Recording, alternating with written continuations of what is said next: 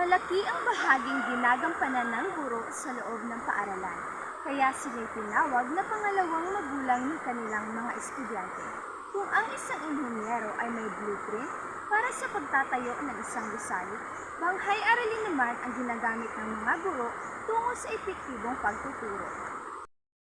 Isang mapagpalang araw, ako nga pala si Binibining Rolling Lamostet at ngayon ay pag-aaralan natin ang tungkol sa lesson plan o banghay-aralin. Ano nga ba ito? Ang lesson plan o banghay-aralin ay isang balangkas ng mga layunin, paksang aralin, kagamitan, at mga hakbang na sunod-sunod na isinasagawa upang matamo ang inaasahang bunga. Tinatawag din itong script ng isang guro sa kaniyang pagtuturo sa isang tiyak na oras at panahon. Halina't ating alamin kung paano ginamit ang case study strategy sa pagtuturo sa isang elementary social studies classroom. What is case study strategy? Case study can be used to help students understand simple and complex issues. They typically are presented to the students as a situation or scenario which is guided by the questions like, what would you do in this situation? Or how would you solve this problem? Successful case study focus on problem situations relevant both to the interest and experience level of the students. Gaya ng nakikita ninyo, ang grade level o baitang nitong banghay-aralin na ito ay 6.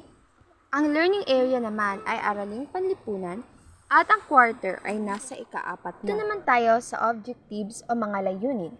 Una, content standard na ipapamalas ang mas malalim na pag-unawa at pagpapahalaga sa patuloy na pagpupunyagi ng mga Pilipino tungo sa pagtugon ng mga hamon ng nagsasarili at umuunlad na bansa.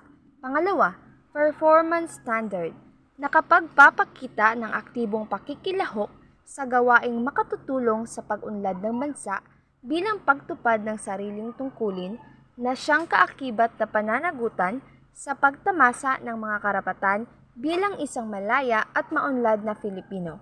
Panghuli, learning competencies or objectives. Nahahati ito sa dalawa. Una, nasusuri ang mga kontemporaryong isyu ng lipunan tungo sa pagtugon sa mga hamon ng malaya at maunlad na bansa.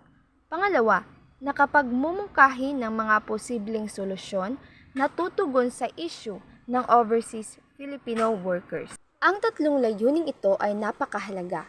Nakapaloob dito ang mga inaasahang makakamit o maisa sa katuparan ng mga mag-aaral sa pagtatapos ng aralin. Ang content o paksa ng araling ito ay contemporaryong issue. Particularly patungkol ito sa mga overseas Filipino workers o mga OFWs. Sa pagtuturo nito ay maaaring gamitan ng case study strategy dahil ang isyung ito ay napapanahon at marami ang makakarelate. Ang references o sanggunian ay Araling Panlipunan 6 Learners Module at Araling Panlipunan 6 Teacher's Guide. Other learning resources or iba pang kagamitang ginamit sa pagtuturo ng guro. Nariyan ang laptop, projector, task cards para sa bawat partido at mga balota.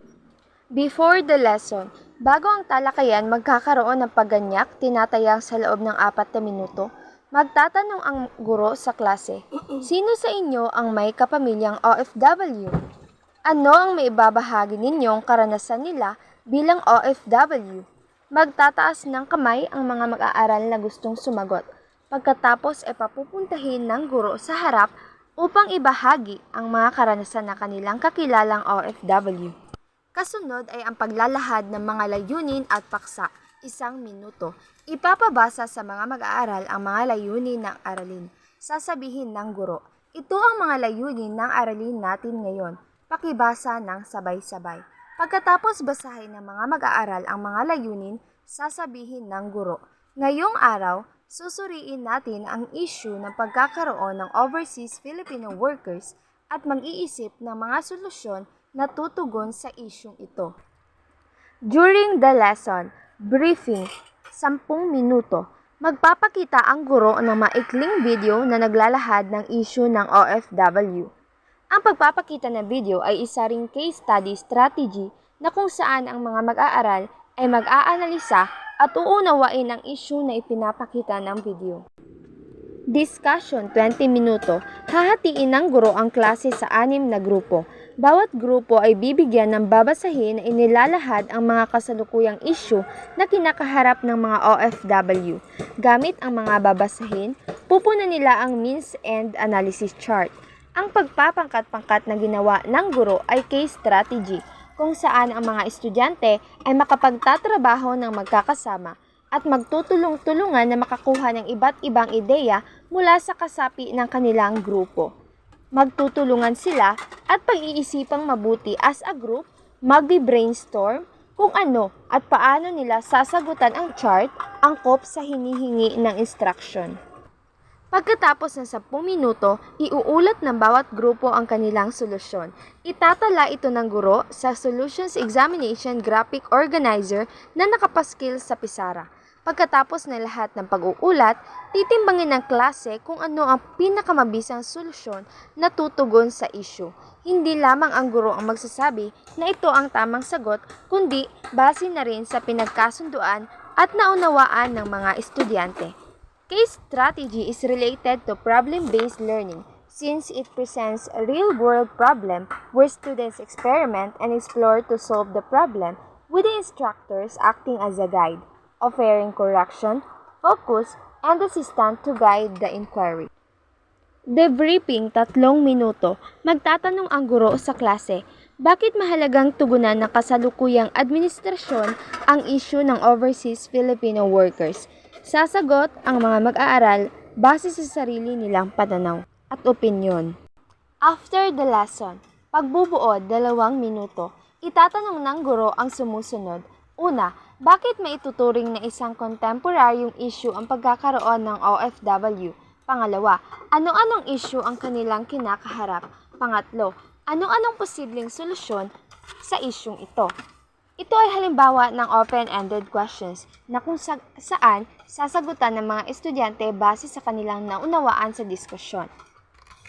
Kasunduan, magsaliksik ng mga argumento na sumusuporta o kumukontra sa pagkakaroon ng climate change. Dito sa parting ito, tatalakayin ito sa mga susunod na diskusyon ng guro.